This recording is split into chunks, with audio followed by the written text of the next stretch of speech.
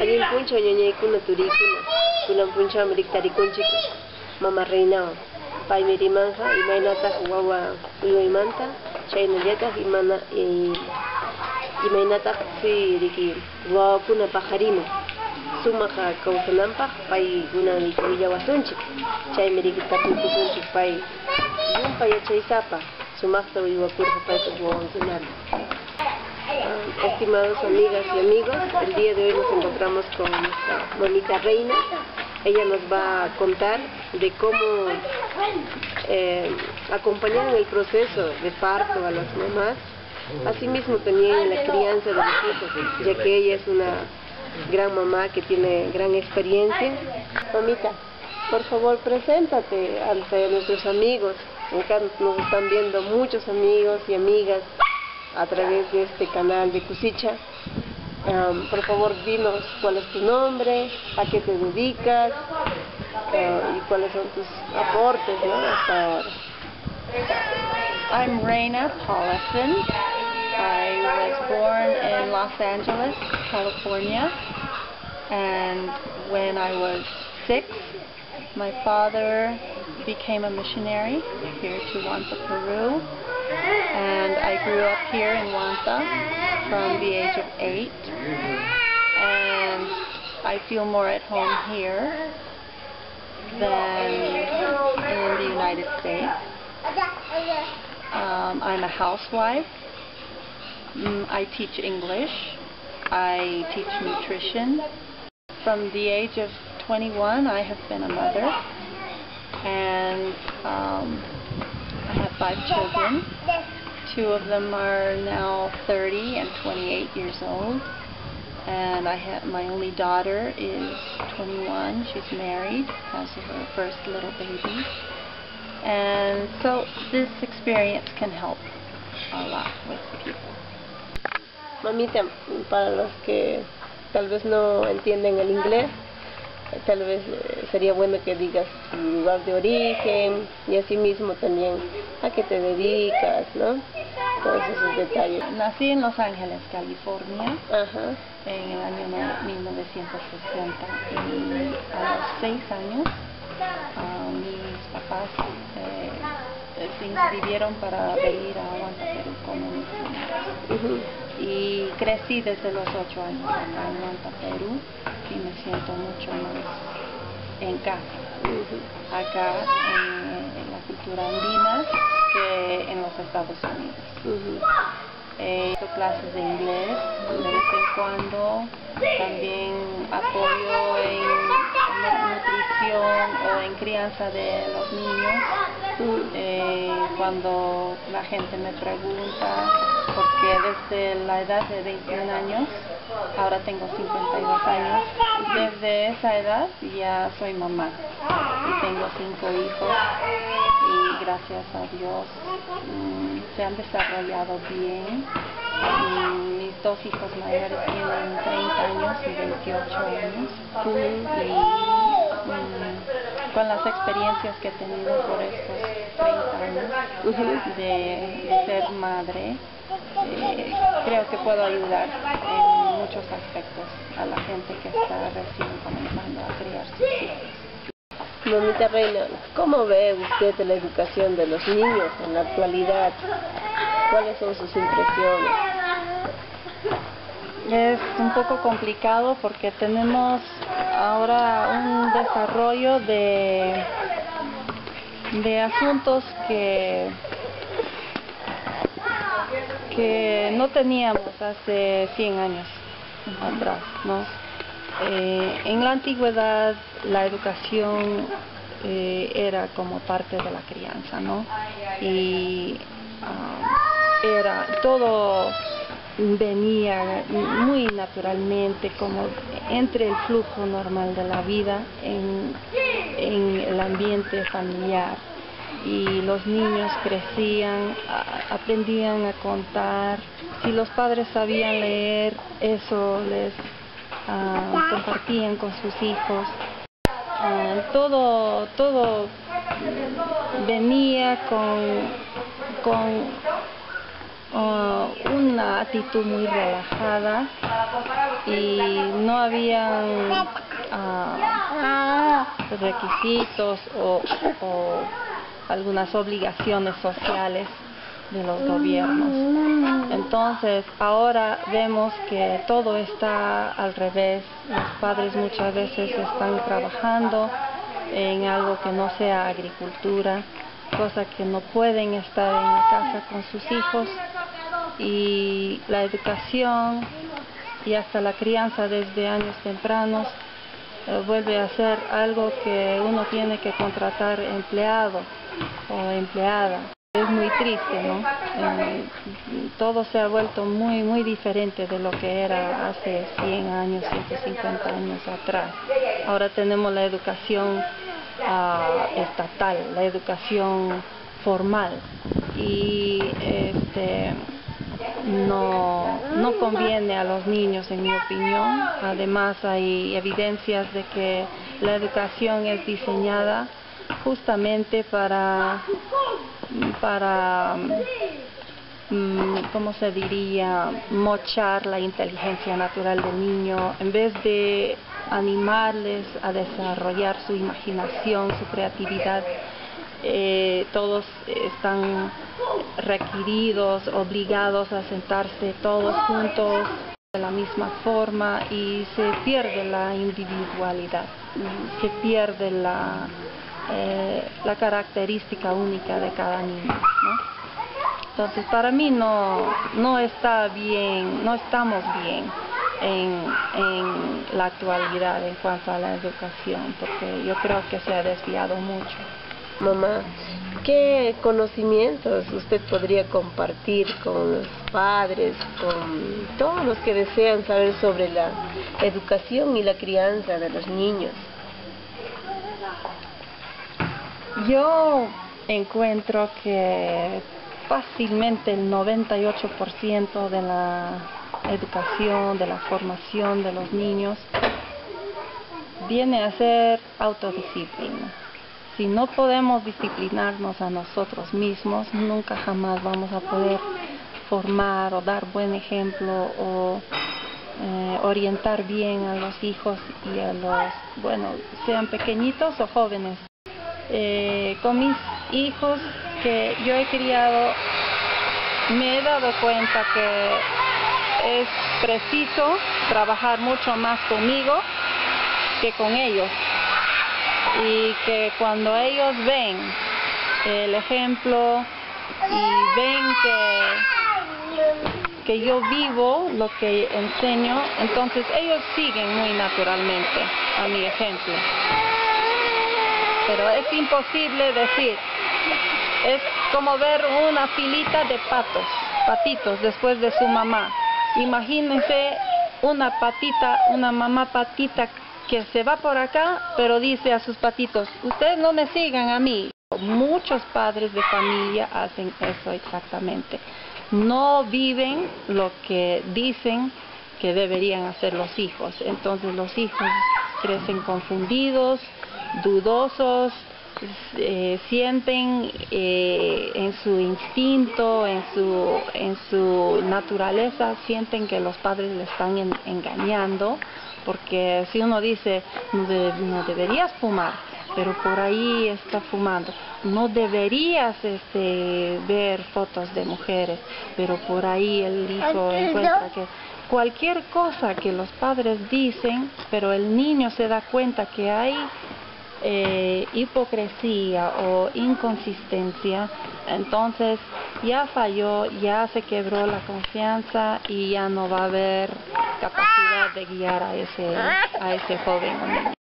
Otro detalle o aspecto muy importante de la crianza y la educación es que la nutrición, la alimentación es de suma importancia, porque eso afecta todo el organismo, tanto el estado de ánimo, las energías, la capacidad de enfocar, de hacer caso. Muchas cosas dependen de si estamos bien en la alimentación.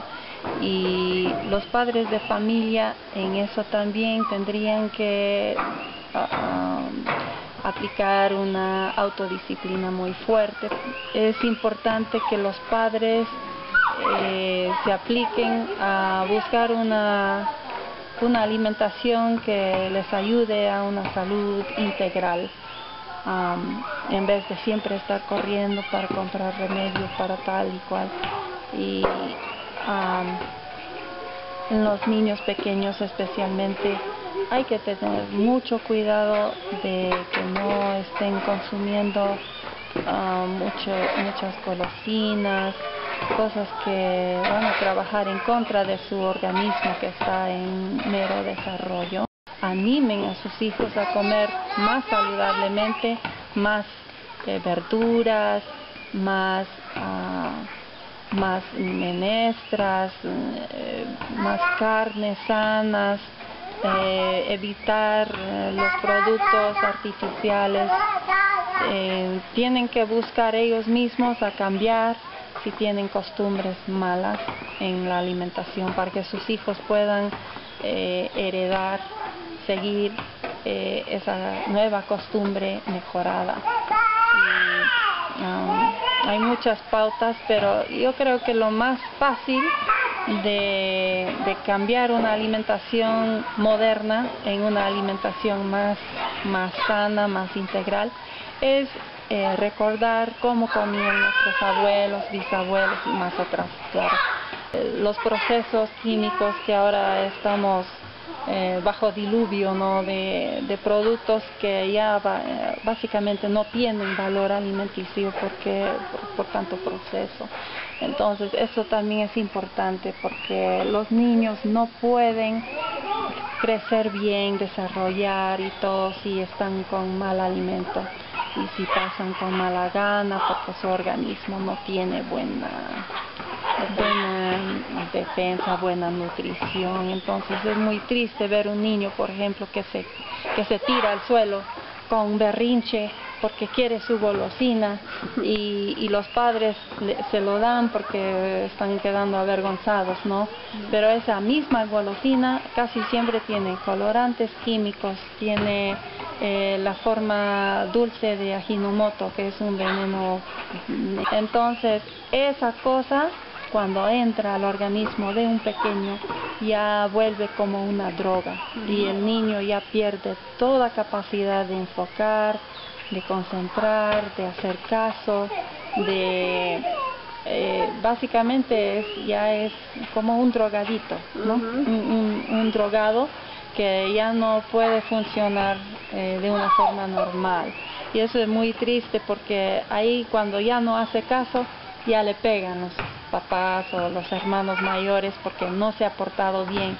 Y si es culpa de ellos mismos que le han dado esa sustancia, ¿no?, que le afectó y no le dejó comportarse bien. Es un ciclo fuerte, pero estamos viendo en muchos lados que la alimentación es muy importante también.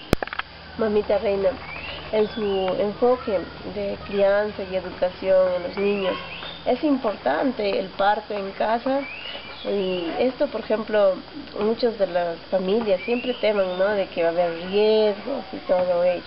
¿Qué nos podría comentar usted sobre el caso? El parto en casa sí trae riesgos, sí trae, todo en la vida trae riesgos. Aprender a montar bici o salir a la calle cuando hay tráfico, todo tiene su riesgo, pero por lo que yo he visto, el riesgo es 100 veces mayor en hospital, porque los doctores no se han entrenado para un parto natural, se han entrenado para emergencias. Mismos son muy capaces de crear una emergencia con sus químicos, sus pitocins, lo que hace aumentar las contracciones, porque ellos no tienen tiempo para esperar el proceso natural. Y es muy triste que ahora miles de mujeres se van al hospital queriendo dar a luz de forma natural y los doctores por sus intervenciones causan mucho dolor, mucha pena, y casi siempre ya resulta en cesárea, que también es traumático lo máximo para la mujer, porque el útero es el músculo más fuerte del cuerpo humano, y para partir ese músculo y después tratar de coserlo de alguna forma es trauma fuerte para la mujer. Para el niño también es traumático, porque él necesita esa presión fuerte que va a sentir en el canal vaginal. Necesita eso para como fortalecerle, para que nazca, para que sea fuerte ya en el mundo. Y bueno, todo lo que hacen con sus antibióticos, con sus químicos, con sus intervenciones tremendas que violan por completo la naturaleza de la mujer. Y esto causa también toda una cadena de problemas, porque ya cuando una mujer es con la cesárea, debería ser, ¿no?, para tener ese momento sagrado de piel a piel con la mamá, con su hijito nuevo, para que el vínculo sea muy fuerte, espiritual. ¿Ya? Entonces las mujeres con esa operación cesárea ya nunca pueden sentir ese vínculo fuerte con su hijo, como las mamás que dan a luz con parto normal. Y es muy triste ver que el imperio médico ha tomado este asunto, que debería ser en casa, lo han tomado y lo están masacrando básicamente, porque están quebrando las relaciones. La mujer no puede tener a su esposo o a sus familiares ahí como vaca en camal, ¿no? No, todas las historias que me cuentan de los partos en el hospital es traumático todito. Además, en casa la mujer ya tiene inmunidad completa a todo microbio que pueda existir en su casa, pero si se va a una posta o a un hospital para dar a luz, ahí es el centro de todas las enfermedades de toda la provincia. Todos están llegando ahí con sus enfermedades, sus toses, sus infecciones, y ahí es un lugar muy tonto para estar exponiéndose para dar a luz. Más de 95% de partos están muy normales, van a salir muy sanos en la casa misma de la mamá, con su familia a su alrededor. Ella puede decidir su posición, no tiene a alguien insultándole o gritándole o presionándole de ninguna forma. Y todo el proceso, más el bebé que nace bajo ese ambiente familiar, va a tener mucho mejor su salud mental y espiritual, tanto como física. Mamita, con respecto también acerca de las vacunas, también nos podría dar ciertos alcances, ¿no? Porque ahorita no se sabe mucho sobre las vacunas, y las mamás están poniendo muchas vacunas a los niños, a veces sin saber, por desconocimiento. ¿Qué informaciones tiene al respecto usted? Dicen que se está vacunando en contra de la plaga, pero la vacuna misma se ha visto que es una plaga, porque ponen sustancias muy peligrosas en las vacunas, en todas las vacunas. Han visto que contienen mercurio, que todos sabemos que es muy venenoso al organismo. Contienen el suero de la sangre, donde corre la sangre, usan suero de animales enfermos y otras sustancias que son muy peligrosas, ya sabemos desde antes, y hay muchos niños que resultan paralizados, o hay niños también, un buen porcentaje, que hasta mueren horas después de vacunarse. No son sanas, y hasta han visto que a veces un niño sano que no tenía nada después de la vacuna ya vuelve retrasado mentalmente, o de alguna forma ya le cambia y le malogra su futuro, lo que era un niño sano, ¿no? Y eso es lo más triste, cuando una vacuna causa un daño que supuestamente tenía que evitar. Así que la vacuna natural es la leche materna, porque la mamá tiene residuos de anticuerpos para todas las enfermedades que ella haya pasado desde su niñez. Y yo tengo un ejemplo fuerte, porque el sarampión yo pasé, pero muy ligeramente, a unos meses de edad yo tuve sarampión. Pero nunca vacuné a ninguno de mis hijos, nunca, porque mi papá tampoco no nos vacunaba. Él había estudiado algo de medicina cuando era joven y se dio cuenta de lo que estaba en las vacunas, y él no nos vacunó a ninguno. Tengo 3 hermanos. Ninguno hemos padecido de nada, como es el tétano o hepatitis B o cuántas cosas que dicen, ¿no? Que hay que vacunarse. No hemos pasado nada. Sin vacuna ninguna no hemos pasado nada. Ahora, yo no vacuné tampoco a mis hijos, pero mi primer hijito, cuando tenía 2 añitos, él estaba jugando con los nietos del guardián. Y ellos toditos, los nietos, tenían sarampión. Y él entró y estaban angustiados diciendo: ay, tu hijito está entrando a la casa, se va a enfermar. Y como yo ya tenía mi segundo, y yo había leído también eso de los anticuerpos por la leche materna, no me angustié.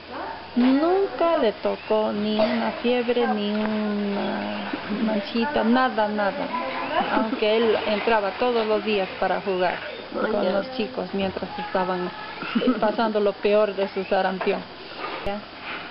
He visto programas de otros chicos que han tenido sus vacunas fielmente, religiosamente, y pasan malos momentos. Muchas veces tienen bastante infección del oído, tienen bronquio,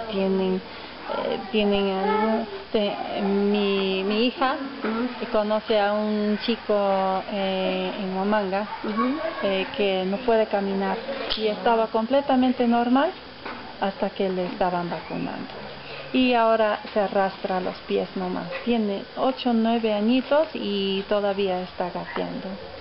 Y esas cosas son crímenes, ¿no? Son delitos del imperio médico, que siempre están presionando, empujando para hacer esta cosa, porque eres mala mamá, eres mal papá si no haces vacunar a tus hijos. Mamá Reina, finalmente quisiéramos que nos des mensajes, ¿no?, a los papás, a las mamás y a todos los que están comprometidos en la educación y en la crianza de los niños. El hijito es todo un mundo, y creo que es preciso tratar de recordar cuando éramos niños también, pequeños, vulnerables, indefensos, ¿no? Tenemos que ver a nuestros hijos como tesoritos que son, y Quisiera decir que con tanto hablar de los derechos humanos, en muchos casos violamos los derechos de los pequeños porque queremos que ellos nos hagan caso cuando no les hace bien a veces. Por ejemplo, un papá o una mamá le diga a su hijito o su hijita: tienes que comerte todo el plato, cómete todo el plato porque de no viene el cuco y no sé qué, no. Entonces, hasta mintiéndoles, les tratan de obligar o asustar para que coman. Ahora, si el niño no tiene apetito, ¿para qué vamos a obligarle a comer? Como si fuera animalito. Hasta a las mascotas no les pegamos porque no comen. Tratamos de averiguar si está mal del estómago, si está triste. Un niño puede perder su apetito por muchos motivos, ¿no? Y es como ser bárbaro tratar de obligar al niño a comer si es que no tiene hambre. Y otras cosas, tantas veces que obligar a los niños a hacer algo que no le conviene a él, y tenemos que darnos cuenta que son personas y van a crecer, no son animalitos que van a quedarse pequeños toda la vida. Y la educación es mejor hecha con cariño, con respeto, con tino. Si no demostramos respeto a los hijitos, tampoco no van a poder respetarnos. Cuando sean grandes, los niños son un espejo muy fiel a cómo son los padres en casa. Los padres pueden ser buena gente en la calle, con el vecino, pero ese niño va a crecer, a demostrar y reflejar paz en casa, tras las puertas cerradas.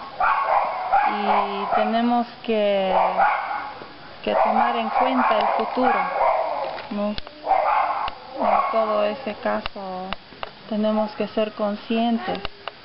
Y yo recuerdo cuando mis hijos primeros eran pequeñitos, y me di cuenta que yo era muy diferente como mamá si estaba alguien ahí que cuando estaba solita con mis hijos.